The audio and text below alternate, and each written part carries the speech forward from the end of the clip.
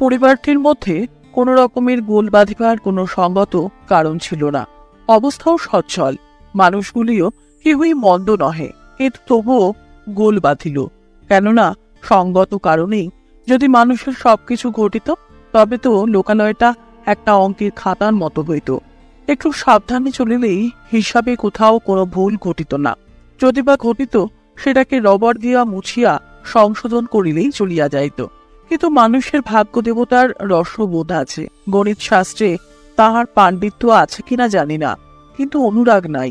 মানব জীবনের যোগ বিয়োগের বিশুদ্ধ অঙ্কফলটি উদ্ধার করিতে তিনি মনোযোগ করেন না। এই জন্য তাহার ব্যবস্থার মধ্যে একটা পদার্থ তিনি সংযোগ করিয়াছেন, সেটা অসঙ্গতি। যাহা হইতে পারিত সেটাকে সে হঠাৎ আসিয়া লণ্ডভণ্ড করিয়া দেয়। ইহাতেই নাট্যলীলা জমিয়া ওঠে। সংসারের দুই কুল ছাপাইয়া হাসি কান্নার তুফান চলিতে থাকে। এক্ষেত্রেও তাহাই ঘটিল। যেখানে পদ্মবন, সেখানে মত্ত হস্তি আসিয়া উপস্থিত। অঙ্কের সঙ্গে পঙ্কজের একটা বিপরীত রকমের মাখামাখি হইয়া গেল। তা না হইলে এ গল্পটির সৃষ্টি হইতে পারিত না। যে পরিবারের কথা উপস্থিত করিয়াছি, তাহার মধ্যে সবচেয়ে যোগ্য মানুষ যে বানোয়ারিলাল, তাহাতে সন্দেহ নাই। সে নিজেও তাহা বিলক্ষণ জানে এবং সেইটাতেই তাহাকে অস্থির করিয়া তুলিয়াছে। যোগ্যতা ইঞ্জিনের স্টেমের মতো তাহাকে ভিতর হইতে ঠেলে। সামনে যদি সে রাস্তা পায় তো ভালোই, যদি না পায় তবে যাহা পায় তাহাকে ধাক্কা মারে। তাহার বাপ মনোহরলালের ছিল সাবেক কেলে বড় মানসী চাল। যে সমাজ তাহার, সেই সমাজের মাথাটিকেই আশ্রয় করিয়া তিনি তাহার শিরভূষণ হইয়া থাকিবেন, এই তাহার ইচ্ছা। সুতরাং সমাজের হাত পায়ের সঙ্গে তিনি কোনো সংস্রব রাখেন না। সাধারণ লোকে কাজকর্ম করে, চলে ফেরে, তিনি কাজ না করিবার ও না চলিবার বিপুল আয়োজনটির কেন্দ্রস্থলে ধ্রুব হইয়া বিরাজ করেন। প্রায় দেখা যায় এই প্রকার লোকেরা বিনা চেষ্টায় আপনার কাছে অন্তত দুটি একটি শক্ত এবং খাঁটি লোককে যেন চুম্বকের মতো টানিয়া আনেন। তাহার কারণ আর কিছু নয়। পৃথিবীতে একদল লোক জন্মায়, সেবা করাই তাহাদের ধর্ম। তাহারা আপন প্রকৃতির চরিতার্থতার জন্যই এমন অক্ষম মানুষকে চায়, যে লোক নিজের ভার 16 আনাই তাহাদের উপর ছাড়িয়া দিতে পারে। এই সহজ সেবকেরা নিজের কাজে কোনো সুখ পায় না, কিন্তু আর এক চোরকে নিশ্চিন্ত করা, তাহাকে সম্পূর্ণ আরামে রাখা, তাহাকে সকল প্রকার সংকট হইতে বাঁচাইয়া চলা, লোক সমাজে তাহার সম্মান বৃদ্ধি করা, ইহাতেই তাহাদের পরম উৎসাহ। ইহারা যেন এক প্রকারের পুরুষ মা, তাহাও নিজের ছেলে নহে, পরের ছেলের। মনোহরলালের যে চাকরটি আছে রামচরণ, তাহার শরীর রক্ষা ও শরীরপাতের একমাত্র লক্ষ্য বাবুর দেহ রক্ষা করা। যদি সে নিঃশ্বাস লইলে বাবুর নিঃশ্বাস লইবার প্রয়োজনটুকু বাঁচিয়া যায়, তাহা হইলে সে অহরাত্র কামারের হাপুরের মতো হাঁপাইতে রাজি আছে। বাহিরে লোকে অনেক সময় ভাবে মনোহরলাল বুঝি তাহার সেবককে অনাবশ্যক খাটাইয়া অন্যায় পীড়ন করিতেছেন। কেননা হাত হইতে গুড়গুড়ির নলটা হয়তো মাটিতে পড়িয়াছে, সেটাকে তোলা কঠিন কাজ নহে। অথচ সেজন্য ডাক দিয়া অন্য ঘর হইতে রামচরণকে দৌড় করানো নিতান্ত বিশ্বদৃশ্য বলিয়াই বোধ হয়। কিন্তু এই সকল ভুরি ভুরি অনাবশ্যক ব্যাপারে নিজেকে অত্যাবশ্যক করিয়া তোলাতেই রামচরণের প্রভূত আনন্দ। যেমন তাহার রামচরণ, তেমনি তাহার আরেকটি অনুচর নীলকণ্ঠ। বিষয় রক্ষার ভার এই নীলকণ্ঠের উপর। বাবুর প্রসাদ পরিপুষ্ট রামচরণটি দিব্য সুচিকণ, কিন্তু নীলকণ্ঠের দেহে তাহার অস্থি কঙ্কালের উপর কোন প্রকার আব্রু নাই বলিলেই হয়। বাবুর ঐশ্বর্য ভাণ্ডারের দ্বারে সে মূর্তিমান দুর্ভিক্ষের মতো পাহারা দেয়। বিষয়টা মনোহরলালের, কিন্তু তাহার মমতাটা সম্পূর্ণ নীলকণ্ঠের। নীলকণ্ঠের সঙ্গে বানোয়ারিলালের খিটিমিটি অনেকদিন হইতে বাঁধিয়াছে। মনে করো বাপের কাছে দরবার করিয়া বানোয়ারি বড় বউয়ের জন্য একটা নূতন গহনা গড়াইবার হুকুম আদায় করিয়াছে। তাহার ইচ্ছা টাকাটা বাহির করিয়া লইয়া নিজের মনোমত করিয়া জিনিসটা ফরমাস করে, কিন্তু সে হইবা জো নাই। খরচপত্রের সমস্ত কাজই নীলকণ্ঠের হাত দিয়াই হওয়া চাই। তাহার ফল হইল এই, গহনা হইল বটে, কিন্তু কাহারও মনের মতো হইল না। বানোয়ারি নিশ্চয় বিশ্বাস হইল স্যাকরার সঙ্গে নীলকণ্ঠের ভাগ বাটোয়ারা চলে। কড়া লোকের শত্রুর অভাব নাই। ঢের লোকের কাছে বানোয়ারি ওই কথাই শুনিয়া আসিয়াছে যে নীলকণ্ঠ অন্যকে যে পরিমাণে বঞ্চিত করিতেছে, নিজের ঘরে তাহার ততোধিক পরিমাণে সঞ্চিত হইয়া উঠিতেছে। অথচ দুই পক্ষে এই যে সব বিরোধ জমা হইয়া উঠিয়াছে, তাহা সামান্য 5-10 টাকা লইয়া। নীলকণ্ঠের বিষয় বুদ্ধির অভাব নাই, এ কথা তাহার পক্ষে বোঝা কঠিন নহে যে বানোয়ারির সঙ্গে বনাইয়া চলিতে না পারিলে কোনো না কোনো দিন তাহার বিপদ ঘটিবার সম্ভাবনা। কিন্তু মনিবের ধন সম্বন্ধে নীলকণ্ঠের একটা কৃপণতার বায়ু আছে। সে যেটাকে অন্যায্য মনে করে, মনিবের হুকুম পাইলেও কিছুতেই তাহা সে খরচ করিতে পারে না। এদিকে বানোয়ারির প্রায়ই অন্যায্য খরচের প্রয়োজন ঘটিতেছে। পুরুষের অনেক অন্যায্য ব্যাপারের মূলে যে কারণ থাকে, সেই কারণটি এখানেও খুব প্রবলভাবে বর্তমান। বানোয়ারির স্ত্রী কিরণ লেখার সৌন্দর্য সম্বন্ধে নানা মত থাকিতে পারে, তাহা লইয়া আলোচনা করা নিষ্প্রয়োজন। তাহার মধ্যে যে মতটি বানোয়ারির বর্তমান প্রসঙ্গে একমাত্র সেইটাই কাজের। বস্তুত স্ত্রীর প্রতি বানোয়ারির মনের যে পরিমাণ টান, সেটাকে বাড়ির অন্যান্য মেয়েরা বাড়াবাড়ি বলিয়াই মনে করে। অর্থাৎ তাহারা নিজের স্বামীর কাছ হইতে যতটা আদর চায় অথচ পায় না, ইহা ততটা। কিরণ লেখার বয়স যতই হোক, চেহারা দেখিলে মনে হয় ছেলে মানুষটি। বাড়ির বড় বউয়ের যেমনতর গিন্নিবান্নি ধরনের আকৃতি প্রকৃতি হওয়া উচিত, সে তাহার একেবারেই নহে। সব শুদ্ধ জড়াইয়া সে যেন বড় স্বল্প। বানোয়ারি তাহাকে আদর করিয়া অনু বলিয়া ডাকিত। যখন তাহাতেও কুলাইত না, তখন বলিত পরমাণু। রসায়ন শাস্ত্রে যাহাদের বিচক্ষণতা আছে, তাহারা জানেন বিশ্ব ঘটনায় অনু পরমাণুগুলির শক্তি বড় কম নয়। কিরণ কোনোদিন স্বামীর কাছে কিছুর জন্য আবদার করে নাই। তাহার এমন একটি উদাসীন ভাব, যেন তাহার বিশেষ কিছুতে প্রয়োজন নাই। বাড়িতে তাহার অনেক ঠাকুরজি, অনেক ননদ, তাহাদিগকে লইয়া সর্বদাই তাহার সমস্ত মন ব্যাপৃত। নবযৌবনের নবজাগ্রত প্রেমের মধ্যে যে একটা নির্জন তপস্যা আছে, তাহাতে তাহার তেমন প্রয়োজন বোধ নাই। এই জন্য বানোয়ারির সঙ্গে ব্যবহারে তাহার বিশেষ একটা আগ্রহের লক্ষণ দেখা যায় না। যাহা সে বানোয়ারির কাজ হইতে পায়, তাহা সে শান্তভাবে গ্রহণ করে, অগ্রসর হইয়া কিছু চায় না। তাহার ফল হইয়াছে এই যে, স্ত্রীটি কেমন করিয়া খুশি হইবে সেই কথা বানোয়ারিকে নিজে ভাবিয়া বাহির করিতে হয়। স্ত্রী যেখানে নিজের মুখে ফরমাস করে, সেখানে সেটাকে তর্ক করিয়া কিছু না কিছু খর্ব করা সম্ভব হয়। কিন্তু নিজের সঙ্গে তো দর কষাকষি চলে না। এমন স্থলে অযাচিত দানে যাচিত দানের চেয়ে খরচ বেশি পড়িয়া যায়। তাহার পরে স্বামী সোহাগের উপহার পাইয়া কিরণ যে কতখানি খুশি হইল, তা ভালো করিয়া বুঝিবার জো নাই। এ সম্বন্ধে প্রশ্ন করিলে সে বলে, বেশ ভালো। কিন্তু বানোয়ারির মনের খটকা কিছুতেই মেটে না। ক্ষণে ক্ষণে তাহার মনে হয় হয়তো পছন্দ হয় নাই। কিরণ স্বামীকে ঈষৎ ভর্ৎসনা করিয়া বলে, তোমার ওই স্বভাব, কেন এমন খুঁতখুত করছো? কেন, এ তো বেশ হয়েছে। বানোয়ারি পাঠ্যপুস্তকে পড়িয়াছে সন্তোষ গুণটি মানুষের মহৎ গুণ, কিন্তু স্ত্রীর স্বভাবে এই মহৎ গুণটি তাহাকে পীড়া দেয়। তাহার স্ত্রী তো তাহাকে কেবলমাত্র সন্তুষ্ট করে নাই, অভিভূত করিয়াছে। সেও স্ত্রীকে অভিভূত করিতে চায়। তাহার স্ত্রীকে তো বিশেষ কোনো চেষ্টা করিতে হয় না। যৌবনের লাবণ্য আপনি উছলিয়া পড়ে, সেবার নৈপুণ্য আপনি প্রকাশ হইতে থাকে। কিন্তু পুরুষের তো এমন সহজ সুযোগ নয়। পুরুষের পরিচয় দিতে হইলে তাহাকে কিছু একটা করিয়া তুলিতে হয়। তাহার যে বিশেষ একটা শক্তি আছে, ইহা প্রমাণ করিতে না পারিলে পুরুষের ভালোবাসা ম্লান হইয়া থাকে। আর কিছু না। ও যদি থাকে, ধন যে একটা শক্তির নিদর্শন, ময়ূরের পুচ্ছের মতো স্ত্রীর কাছে সেই ধনের সমস্ত বর্ণচ্ছটা বিস্তার করিতে পারিলে তাহাতে মন সান্ত্বনা পায়। নীলকণ্ঠ বানোয়ারির প্রেম নাট্যলীলার এই আয়োজনটাতে বারংবার ব্যাঘাত ঘটাইয়াছে। বানোয়ারি বাড়ির বড়বাবু, তবু কিছুতে তাহার কর্তৃত্ব নাই। কর্তার প্রশ্রয় পাইয়া ভৃত্য হইয়া নীলকণ্ঠ তাহার উপরে আধিপত্য করে। ইহাতে বানোয়ারির যে অসুবিধা ও অপমান, সেটা আর কিছুর জন্য তত নহে, যতটা পঞ্চস্বরের তুলে মনের মতো স্বর যোগাইবার অক্ষমতাবশত। একদিন এই ধন সম্পদে তাহারই অবাধ অধিকার তো জন্মিবে, কিন্তু যৌবন কি চিরদিন থাকিবে? বসন্তের রঙিন পেয়ালায় তখন এই সুধারস এমন করিয়া আপনা আপনি ভরিয়া ভরিয়া উঠিবে না। টাকা তখন বিষয়ী টাকা হইয়া খুব শক্ত হইয়া জমিবে, গিরিশিখরের তুষার সংঘাতের মতো। তাহাতে কথায় কথায় অসাবধানের অপব্যয়ের ঢেউ খেলিতে থাকিবে না। টাকার দরকার তো এখনই, যখন আনন্দে তাহা নয় ছয় করিবার শক্তি নষ্ট হয় নাই।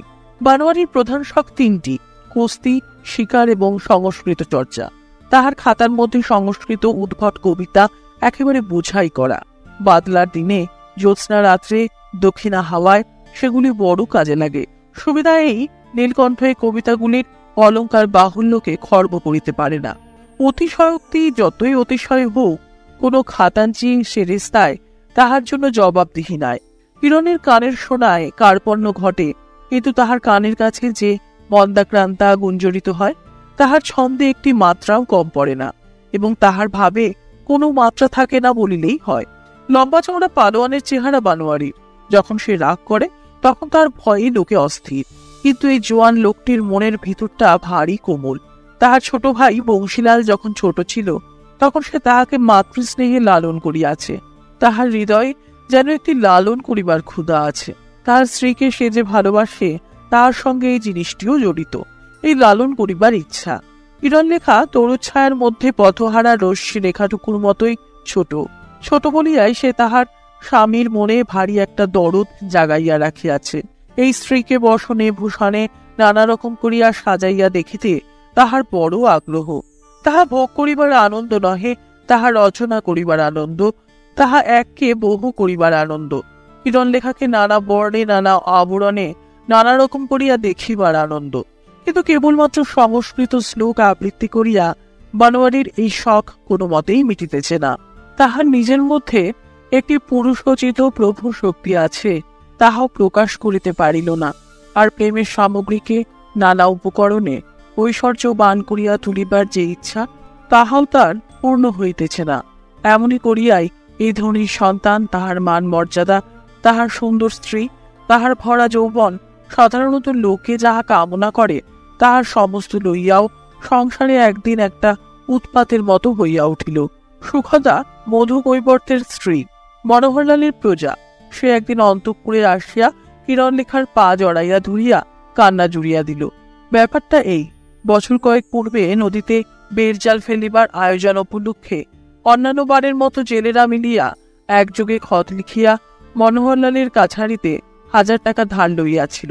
ভালো মতো মাছ পড়িলে সুদে আসলে টাকা শোধ করিয়া দিবার কোনো অসুবিধা ঘটে না। এই জন্য উচ্চ সুদের হারে টাকা লইতে ইহারা চিন্তা মাত্র করে না। সে বৎসর তেমন মাছ পড়িল না, এবং ঘটনাক্রমে উপরে উপরে 3 বৎসর নদীর বাঁকে মাছ এত কম আসিল যে জেলেদের খরচ পোষাইল না।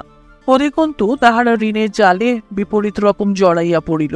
যে সকল জেলে ভিন্ন এলাকার, তাহাদের আর দেখা পাওয়া যায় না, কিন্তু মধু কৈবর্ত ভিটাবাড়ির প্রজা, তাহার পালাইবার জোনাই বলিয়া সমস্ত দেনার দায় তাহার উপরেই চাপিয়াছে। সর্বনাশ হইতে রক্ষা পাইবার অনুরোধ লইয়া সে কিরণের শরণাপন্ন হইয়াছে। কিরণের শাশুড়ির কাছে গিয়া কোনো ফল নাই, তাহা সকলেই জানে।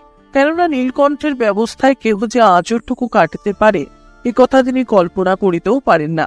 নীলকণ্ঠের প্রতি বানোয়ারির খুব একটা আক্রোশ আছে জানিয়াই মধু কৈবর্ত তাহার স্ত্রীকে কিরণের কাছে পাঠাইয়াছে। বানোয়ারি যতই রাগ এবং যতই আস্ফালন করুক, কিরণ নিশ্চয়ই জানে যে নীলকণ্ঠের কাজের উপর হস্তক্ষেপ করিবার কোনো অধিকার তাহার নাই। এই জন্য কিরণ সুখদাকে বারবার করিয়া বুঝাইবার চেষ্টা করিয়া বলিল, বাছা, কি করব বলো?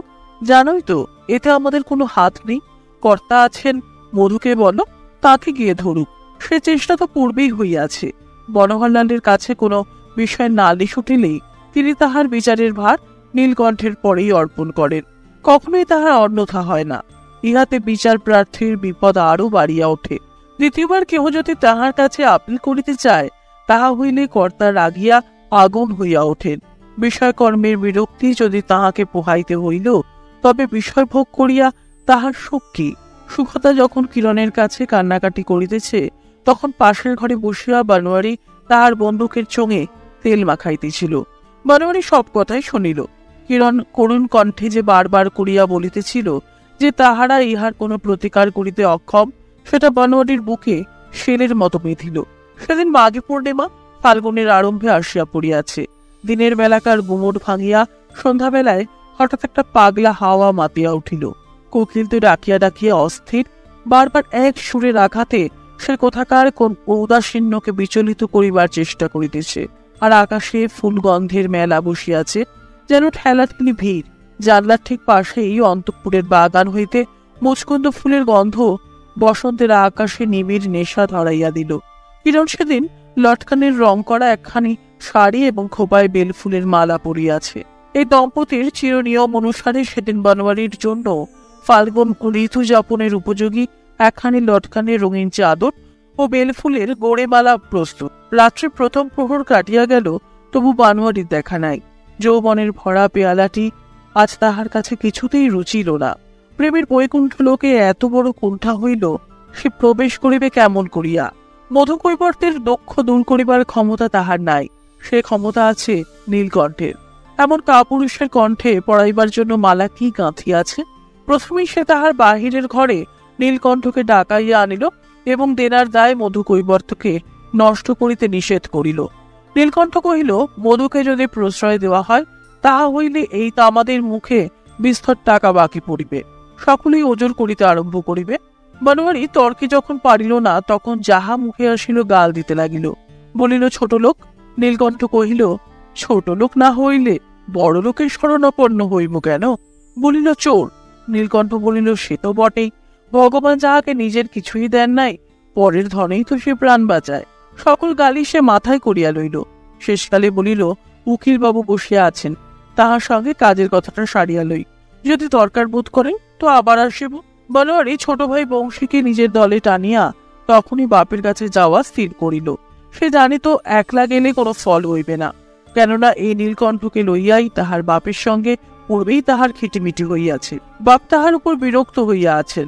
একদিন ছিল যখন সকলেই মনে করিত মনোহরলাল তাহার বড় ছেলেকেই সবচেয়ে ভালোবাসেন, কিন্তু এখন মনে হয় বংশীর উপরেই তাহার পক্ষপাত। এজন্যই বনোয়ারি বংশীকেও তাহার নালিশের পক্ষভুক্ত করিতে চাইল। বংশী যাহাকে বলে অত্যন্ত ভালো ছেলে, এই পরিবারের মধ্যে সেই কেবল 2টো এক্সামিন পাশ করিয়াছে। এবার সে আইনের পরীক্ষা দিবার জন্য প্রস্তুত হইতেছে। দিনরাত জাগিয়া পড়া করিয়া করিয়া তাহার অন্তরের দিকে কিছু জমা হইতেছে কিনা অন্তর্যামী জানেন, কিন্তু শরীরের দিকে খরচ ছাড়া আর কিছুই নাই। এই ফাল্গুনের সন্ধ্যায় তাহার ঘরে জানালা বন্ধ। ঋতু পরিবর্তনের সময়টাকে তাহার ভারী ভয়। হাওয়ার প্রতি তাহার শ্রদ্ধা মাত্র নাই। টেবিলের উপর একটা কেরোসিনের ল্যাম্প জ্বলিতেছে, কতক বই মেঝের উপর চৌকির পাশে রাশিকৃত, কতক টেবিলের উপরে। দেয়ালে কুলঙ্গিতে কতগুলি ওষুধের শিশি। বনোয়ারির প্রস্তাবে সে কোনো মতেই সম্মত হইল না। বনোয়ারি রাগ করিয়া গর্জিয়া উঠিল, তুই নীলকণ্ঠকে ভয় করিস? বংশী তাহার কোনো উত্তর না দিয়া চুপ করিয়া রহিল। বস্তুতই নীলকণ্ঠকে অনুকূল রাখিবার জন্য তাহার সর্বদাই চেষ্টা। সে প্রায় সমস্ত বৎসর কলিকাতার বাসাতেই কাটায়। সেখানে বরাদ্দ টাকার চেয়ে তাহার বেশি দরকার হইয়াই পড়ে। এই সূত্রে নীলকণ্ঠকে প্রসন্ন রাখাটা তাহার অভ্যস্ত। বংশীকে ভীরু কাপুরুষ, নীলকণ্ঠের চরণ চারণ চক্রবর্তী বলিয়া খুব একচোট গালি দিয়া বনোয়ারি একলাই বাপের কাছে গিয়া উপস্থিত। মনোহরলাল তাহাদের বাগানে দিঘির ঘাটে তাহার নধর শরীরটি উদ্ঘাটন করিয়া আরামে হাওয়া খাইতেছেন। পারিষদগণ কাছে বসিয়া কলিকাতার ব্যারিস্টারের জেরায় জেলা কোর্টে অপরপল্লীর জমিদার অখিল মজুমদার যে কিরূপ নাকাল হইয়াছিল, তাহারই কাহিনী কর্তাবাবুর শ্রুতিমধুর করিয়া রচনা করিতেছিল। সেদিন বসন্ত সন্ধ্যায় সুগন্ধ বায়ু সহযোগে সেই বৃত্তান্তটি তাহার কাছে অত্যন্ত রমণীয় হইয়া উঠিয়াছিল। হঠাৎ বনোয়ারি তাহার মাঝখানে পড়িয়া রসভঙ্গ করিয়া দিল। ভূমিকা করিয়া নিজের বক্তব্য কথাটা ধীরে ধীরে পারিবার মতো অবস্থা তাহার ছিল না। সে একেবারে গলা চড়াইয়া শুরু করিয়া দিল, নীলকণ্ঠের দ্বারা তাহাদের ক্ষতি হইতেছে, সে চোর, সে মনিবের টাকা ভাঙিয়া নিজের পেট ভরিতেছে। কথাটার কোনো প্রমাণ নাই এবং তাহা সত্যও নহে। নীলকণ্ঠের দ্বারা বিষয়ের উন্নতি হইয়াছে এবং সে চুরিও করে না। বনোয়ারি মনে করিয়াছিল নীলকণ্ঠের সৎ স্বভাবের প্রতি অটল বিশ্বাস আছে বলিয়াই কর্তা সকল বিষয় তাহার পরে এমন চোখ বুজিয়া নির্ভর করেন। এটা তাহার ভ্রম। মনোহরলালের মনে নিশ্চয় ধারণা যে নীলকণ্ঠ সুযোগ পাইলে চুরি করিয়া থাকে, কিন্তু সেজন্য তাহার প্রতি তাহার কোনো অশ্রদ্ধা নাই, কারণ আবহমান কাল এমনই ভাবেই সংসার চলিয়া আসিতেছে। অনুচরগণের চুরির উচ্ছিষ্টেই তো চিরকাল বড় ঘর পালিত। চুরি করিবার চাতুরি যাহার নাই, মনিবের বিষয় রক্ষা করিবার বুদ্ধি বা তাহার যোগাইবে কোথা হইতে? ধর্মপুত্র যুধিষ্ঠিরকে দিয়া তো জমিদারির কাজ চলে না। মনোহর অত্যন্ত বিরক্ত হইয়া উঠিয়া কহিলেন, আচ্ছা আচ্ছা, নীলকণ্ঠ কি করে না করে সে কথা তোমাকে ভাবিতে হইবে না। সেই সঙ্গে ইহাও বলিলেন, দেখো দেখি, বংশীর তো কোনো বালাই নাই, সে কেমন পড়াশোনা করিতেছে, ওই ছেলেটা তবু একটু মানুষের মতো। ইহার পরে অখিল মজুমদারের দুর্গতি কাহিনীতে আর রস জমিল না। সুতরাং মনোহরলালের পক্ষে সেদিন বসন্তের বাতাস বৃথা বহিল এবং দিঘির কালো জলের উপর চাঁদের আলোর ঝকঝক করিয়া উঠিবার কোনো উপযোগিতা রহিল না। সেদিন সন্ধ্যাটা কেবল বৃথা হয় নাই, বংশী এবং নীলকণ্ঠের কাছে।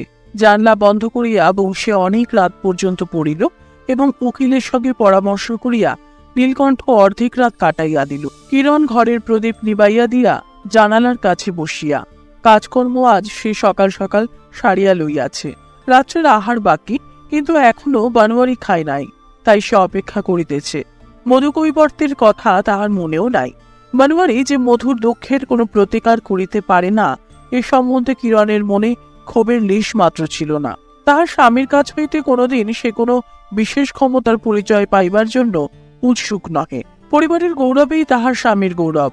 তাহার স্বামী তাহার শ্বশুরের বড় ছেলে, ইহার চেয়ে তাহাকে যে আরো বড় হইতে হইবে এমন কথা কোনোদিন তাহার মনেও হয় নাই। ইহারা যে গোসাইগঞ্জের সুবিখ্যাত হালদার বংশ। বানোয়ারি অনেক রাত্রি পর্যন্ত বাহিরের বারান্দায় পায়চারি সমাধা করিয়া ঘরে আসিল। সে ভুলিয়া গিয়াছে যে তাহার খাওয়া হয় নাই। কিরণ যে তাহার অপেক্ষায় না খাইয়া বসিয়া আছে, এই ঘটনাটা সেদিন যেন তাহাকে বিশেষ করিয়া আঘাত করিল। কিরণের এই কষ্ট স্বীকারের সঙ্গে তাহার নিজের অকর্মণ্যতা যেন খাপ খাইল না। অন্যের গ্রাস তাহার গলায় বাঁধিয়া যাইবার জো হইল। বানোয়ারি অত্যন্ত উত্তেজনার সহিত স্ত্রীকে বলিল, যেমন করিয়া পারি মধুকৈবর্তকে আমি রক্ষা করিব। কিরণ তাহার এই অনাবশ্যক উগ্রতায় বিস্মিত হইয়া কহিল, শোনো একবার, তুমি তাহাকে বাঁচাইবে কেমন করিয়া? মধুর দেনা বানোয়ারি নিজে শোধ করিয়া দিবে, এই তাহার পণ। কিন্তু বানোয়ারির হাতে কোনোদিন তো টাকা জমে না। স্থির করিল তাহার 3টে ভালো বন্দুকের মধ্যে একটা বন্দুক এবং একটা দামি হীরার আংটি বিক্রয় করিয়া সে অর্থ সংগ্রহ করিবে। কিন্তু গ্রামে এসব জিনিসের উপযুক্ত মূল্য জুটিবে না এবং বিক্রয়ের চেষ্টা করিলে চারিদিকে লোকে কানাকানি করিবে। এজন্য কোনো একটা ছুতা করিয়া বানোয়ারি কলিকাতায় চলিয়া গেল। যাইবার সময় মধুকে ডাকিয়া আশ্বাস দিয়া গেল, তাহার কোনো ভয় নাই। এদিকে বানোয়ারি শরণাপন্ন হইয়াছে বুঝিয়া নীলকণ্ঠ মধুর উপরে রাগিয়া আগুন হইয়া উঠিয়াছে। পেয়াদার উৎপীড়নে কৈবর্ত পাড়ার আর মান সম্ভ্রম থাকে না। কলিকাতা হইতে বানোয়ারি যেদিন ফিরিয়া আসিল, সেই দিনই মধুর ছেলে স্বরূপ হাঁপাইতে হাঁপাইতে ছুটিয়া আসিয়া একেবারে বানোয়ারির পা জড়াইয়া ধরিয়া হাউ হাউ করিয়া কান্না জুড়িয়া দিল। কিরে, কি ব্যাপারখানা কি? স্বরূপ বলিল, তাহার বাপকে নীলকণ্ঠ কাল রাত্রি হইতে কাছারিতে বন্ধ করিয়া রাখিয়াছে। বানোয়ারির সর্বশরীর রাগে কাঁপিতে লাগিল। কহিল, এখনই গিয়া থানায় খবর দিয়া আইগে। কি সর্বনাশ! থানায় খবর? নীলকণ্ঠের বিরুদ্ধে? তাহার পা উঠিতে চায় না। শেষকালে বানোয়ারির তাড়নায় থানায় গিয়া সে খবর দিল। পুলিশ হঠাৎ কাছারিতে আসিয়া বন্ধন দশা হইতে মধুকে খালাস করিল এবং নীলকণ্ঠ ও কাছারির কয়েকজন পেয়াদাকে আসামি করিয়া ম্যাজিস্ট্রেটের কাছে চালান করিয়া দিল। মনোহর বিষম ব্যতিব্যস্ত হইয়া পড়িলেন। তাহার মকদ্দমার মন্ত্রীরা ঘুষের উপলক্ষ করিয়া পুলিশের সঙ্গে ভাগ করিয়া টাকা লুটিতে লাগিল। কলিকাতা হইতে এক ব্যারিস্টার আসিল। সে একেবারে কাঁচা, নূতন পাশ করা। সুবিধা এই, যত ফি তাহার নামে খাতায় খরচ পড়ে তত ফি তাহার পকেটে উঠে না। ওদিকে মধুকৈবর্তের পক্ষে জেলা আদালতের একজন মাতব্বর উকিল নিযুক্ত হইল। কে যে তাহার খরচ যোগাইতেছে বোঝা গেল না। নীলকণ্ঠের 6 মাস মেয়াদ হইল। হাইকোর্টের আপিলেও তাহাই বহাল রহিল। ঘড়ি এবং বন্দুকটা যে উপযুক্ত মূল্যে বিক্রয় করিয়াছে তাহা ব্যর্থ হইল না। আপাতত মধু বাঁচিয়া গেল এবং নীলকণ্ঠের জেল হইল। কিন্তু এই ঘটনার পরে মধু তাহার ভিটায় টিকিবে কি করিয়া? বানোয়ারি তাহাকে আশ্বাস দিয়া কহিল, তুই থাক, তোর কোনো ভয় নাই। কিসের জোরে যে আশ্বাস দিল তাহা সেই জানে। বোধ করি নিছক নিজের পৌরুষের স্পর্ধায়। বানোয়ারি যে এই ব্যাপারের মূলে আছে তা সে লুকাইয়া রাখিতে বিশেষ চেষ্টা করে নাই। কথাটা প্রকাশ হইল, এমনকি কর্তার কানেও গেল। তিনি চাকরকে দিয়া বলিয়া পাঠাইলেন, বানোয়ারি যেন কদাচ আমার সম্মুখে না আসে। বানোয়ারি পিতার আদেশ অমান্য করিল না। কিরণ তাহার স্বামীর ব্যবহার দেখিয়া অবাক। এ কি কাণ্ড! বাড়ির বড়বাবু, বাপের সঙ্গে কথাবার্তা বন্ধ, তার উপরে নিজেদের আমলাকে জেলে পাঠাইয়া বিশ্বের লোকের কাছে নিজের পরিবারের মাথা হেঁট করিয়া দেওয়া, তাও এই এক সামান্য মধুকৈবর্তকে লইয়া। অদ্ভুত বটে। এ বংশে কতকাল ধরিয়া কত বড়বাবু জন্মিয়াছে এবং কোনোদিন নীলকণ্ঠেরও অভাব নাই। নীলকণ্ঠেরা বিষয় ব্যবস্থার সমস্ত দায় নিজেরা লইয়াছে, আর বড়বাবুরা সম্পূর্ণ নিশ্চেষ্টভাবে বংশগৌরব রক্ষা করিয়াছে। এমন বিপরীত ব্যাপার তো কোনোদিন ঘটে নাই। আজ এই পরিবারের বড়বাবুর পদের অবনতি ঘটাতে বড়বউয়ের সম্মানে আঘাত লাগিল। ইহাতে এতদিন পরে আজ স্বামীর প্রতি কিরণের যথার্থ অশ্রদ্ধার কারণ ঘটিল। এতদিন পরে তাহার বসন্তকালীন লটকানি রঙের শাড়ি এবং কোপার বেলফুলের মালা লজ্জায় ম্লান হইয়া গেল। কিরণের বয়স হইয়াছে, অথচ সন্তান হয় নাই। এই নীলকণ্ঠই একদিন কর্তার মত করাইয়া পাত্রী দেখিয়া বানোয়ারির আরেকটি বিবাহ প্রায় পাকাপাকি স্থির করিয়াছিল। বানোয়ারি হালদার বংশের বড় ছেলে, সকল কথার আগে এ কথা তো মনে রাখিতে হইবে, সে অপুত্রক থাকিবে ইহা তো হইতেই পারে না। এই ব্যাপারে কিরণের বুক দৌড় করিয়া কাঁপিয়া উঠিয়াছিল, কিন্তু ইহা সে মনে মনে না স্বীকার করিয়া থাকিতে পারে নাই যে কথাটা সঙ্গত। তখনও সে নীলকণ্ঠের উপরে কিছুমাত্র রাগ করে নাই, সে নিজের ভাগ্যকে দোষ দিয়াছে। তাহার স্বামী যদি নীলকণ্ঠকে রাগিয়া মারিতে না চাইত এবং বিবাহ সম্বন্ধ ভাঙিয়া দিয়া পিতামাতার সঙ্গে রাগারাগি না করিত, তবে কিরণ সেটাকে অন্যায় মনে করিত না। এমনকি বানোয়ারি যে তাহার বংশের কথা ভাবিল না, ইহাতে অতি গোপনে কিরণের মনে বানোয়ারির পৌরুষের প্রতি একটু অশ্রদ্ধাই হইয়াছিল। বড় ঘরের দাবি কি সামান্য দাবি, তাহার যে নিষ্ঠুর হইবার অধিকার আছে। তাহার কাছে কোনো তরুণী স্ত্রীর কিংবা কোনো দুঃখী কৈবর্তের সুখ দুঃখের কতটুকুই বা মূল্য। সাধারণত যাহা ঘটিয়া থাকে একবার তাহা না ঘটিলে কেহই তাহা ক্ষমা করিতে পারে না। এ কথা বানোয়ারি কিছুতেই বুঝিতে পারিল না। সম্পূর্ণরূপে এ বাড়ির বড়বাবু হওয়াই তাহার উচিত ছিল। অন্য কোনো প্রকারের উচিত অনুচিত চিন্তা করিয়া এখানকার ধারাবাহিকতা নষ্ট করা যে তাহার অকর্তব্য, তাহা সে ছাড়া সকলেরই কাছে অত্যন্ত সুস্পষ্ট। এ লইয়া কিরণ তাহার দেবরের কাছে কত দুঃখই করিয়াছে। বংশী বুদ্ধিমান, তাহার খাওয়া হজম হয় না এবং একটু হাওয়া লাগতেই সে হাঁচিয়া কাশিয়া অস্থির হইয়া ওঠে। কিন্তু সে স্থির ধীর বিচক্ষণ। সে তাহার আইনের বইয়ের যে অধ্যায়টি পড়িতেছিল সেইটিকে টেবিলের উপর খোলা অবস্থায় উপর করিয়া রাখিয়া কিরণকে বলিল, এ পাগলামি ছাড়া আর কিছুই নহে। কিরণ অত্যন্ত উদ্বেগের সহিত মাথা নাড়িয়া কহিল, জানো তো ঠাকুরপো, তোমার দাদা যখন ভালো আছেন তখন বেশ আছেন, কিন্তু একবার যদি খ্যাপেন তবে তাহাকে কেহ সামলাইতে পারে না। আমি কি করি বলো তো? পরিবারের সকল প্রকৃতিস্থ লোকের সঙ্গে যখন কিরণের মতের সম্পূর্ণ মিল হইল, তখন সেইটাই বানোয়ারির বুকে সকলের যে বাজিল। এই একটুখানি স্ত্রীলোক অনতিস্ফুট চাপা ফুলটির মতো পেল। ইহার হৃদয়টিকে আপন বেদনার কাছে টানিয়া আনিতে পুরুষের সমস্ত শক্তি পরাস্ত হইল। আজকের দিনে কিরণ যদি বানোয়ারির সহিত সম্পূর্ণ মিলিতে পারিত, তবে তাহার হৃদয় ক্ষত দেখিতে দেখিতে এমন করিয়া বাড়িয়া উঠিত না। মধুকে রক্ষা করিতে হইবে, এই অতি সহজ কর্তব্যের কথাটা চারিদিক হইতে তাড়নার চোটে বানোয়ারির পক্ষে সত্য সত্যই একটা খ্যাপামির ব্যাপার হইয়া উঠিল। ইহার তুলনায় অন্য সমস্ত কথাই তাহার কাছে তুচ্ছ হইয়া গেল। এদিকে জেল হইতে নীলকণ্ঠ এমন সুস্থভাবে ফিরিয়া আসিল যেন সে জামাই ষষ্ঠীর নিমন্ত্রণ রক্ষা করিতে গিয়াছিল। আবার সে যথারীতি অম্লান বদনে আপনার কাজে লাগিয়া গেল। মধুকে ভিটা ছাড়া করিতে না পারিলে প্রজাদের কাছে নীলকণ্ঠের মান রক্ষা হয় না। মানের জন্য সে বেশি কিছু ভাবে না, কিন্তু প্রজারা তাহাকে না মানিলে তাহার কাজ চলিবে না। এই জন্যই তাহাকে সাবধান হইতে হয়। তাই মধুকে তৃণের মতো উৎপাটিত করিবার জন্য তাহার নিড়ানিতে শান দেওয়া শুরু হইল। এবার বানোয়ারি আর গোপনে রহিল না। এবার সে নীলকণ্ঠকে স্পষ্টই জানাইয়া দিল যে যেমন করিয়া হোক মধুকে উচ্ছেদ হইতে সে দিবে না। প্রথমত মধুর দেনা সে নিজে হইতে সমস্ত শোধ করিয়া দিল। তারপরে আর কোনো উপায় না দেখিয়া সে নিজে গিয়া ম্যাজিস্ট্রেটকে জানাইয়া আসিল যে নীলকণ্ঠ অন্যায় করিয়া মধুকে বিপদে ফেলিবার উদ্যোগ করিতেছে। হিতৈষীরা বানোয়ারিকে সকলেই বুঝাইল যেরূপ কাণ্ড ঘটিতেছে তাহাতে কোন দিন মনোহর তাহাকে ত্যাগ করিবে। ত্যাগ করিতে গেলে যে সব উৎপাত পোহাইতে হয় তাহা যদি না থাকিত, তবে এতদিনে মনোহর তাহাকে বিদায় করিয়া দিত। কিন্তু বনোয়ারির মা আছেন এবং আত্মস্বজনের নানা লোকের নানা প্রকার মত, এই লইয়া একটা গোলমাল বাঁধাইয়া তুলিতে তিনি অত্যন্ত অনিচ্ছুক বলিয়াই এখনো মনোহর চুপ করিয়া আছেন। এমনই হইতে হইতে একদিন সকালে হঠাৎ দেখা গেল মধুর ঘরে তালা বন্ধ। রাতারাতি সে যে কোথায় গিয়াছে তাহার খবর নাই। ব্যাপারটা নিতান্ত অশোভন হইতেছে দেখিয়া নীলকণ্ঠ জমিদার সরকার হইতে টাকা দিয়া তাহাকে সপরিবারে কাশী পাঠাইয়া দিয়াছে। পুলিশ তাহা জানে, এজন্য কোনো গোলমাল হইল না। অথচ নীলকণ্ঠ কৌশলে গুজব রটাইয়া দিল যে মধুকে তাহার স্ত্রী পুত্র কন্যা সমেত অমাবস্যা রাত্রে কালীর কাছে বলি দিয়া মৃতদেহগুলি ছালায় পুড়িয়া মাঝগঙ্গায় ডুবাইয়া দেওয়া হইয়াছে। ভয় সকলের শরীর শিহরিয়া উঠিল এবং নীলকণ্ঠের প্রতি জনসাধারণের শ্রদ্ধা পূর্বের চেয়ে অনেক পরিমাণে বাড়িয়া গেল।